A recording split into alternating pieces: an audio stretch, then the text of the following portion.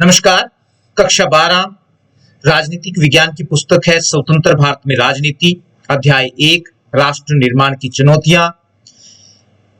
तो इसी अध्याय का राज्यों का पुनर्गठन पर लघु प्रश्न उत्तर लेकर आज हम आपके सामने उपस्थित हुए हैं और इसी अध्याय का लघु प्रश्न उत्तर के बारे में ये भाग 3 है। राज्यों के पुनर्गठन का क्या अर्थ है?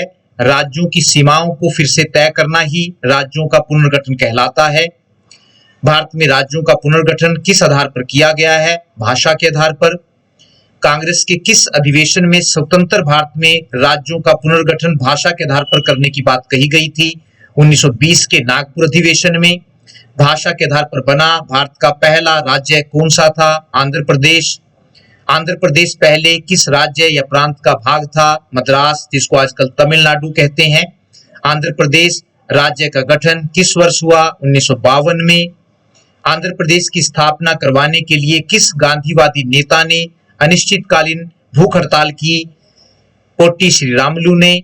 केंद्र सरकार द्वारा राज्य पुनर्गठन आयोग की स्थापना कब की गई? 22 दिसंबर 1953 में। राज्य पुनर्गठन आयोग के अध्यक्ष कौन थे? फजल अली। राज्य पुनर्गठन आयोग ने केंद्र सरकार के सामने अपनी रिपोर्ट कब पेश की? 30 सितंबर 1955 को। पहली बार केंद्र सरकार ने राज्यों का पुनर्गठन कब किया? नवंबर 1956 में। 1956 में भाषा के आधार पर भारत में कितने राज्यों का गठन किया गया? 14 राज्यों और 6 केंद्र शासित प्रदेशों का। गुजरात राज्य का गठन कब हुआ? 1960 में। राज्य बनने से पहले गुजरात किस राज्य का अंग था? बंबई प्रांत का। हरियाणा राज्य की स्थापना कब हुई? 1 नवंबर 1966 को। राज्य बनने से पहले हरियाणा किस राज्य का भाग था? पंजाब। वर्तमान समय में भारत में कितने राज्य और केंद्र शासित प्रदेश हैं? 28 राज्य और 8 केंद्र शासित प्रदेश। धन्यवाद। नमस्कार।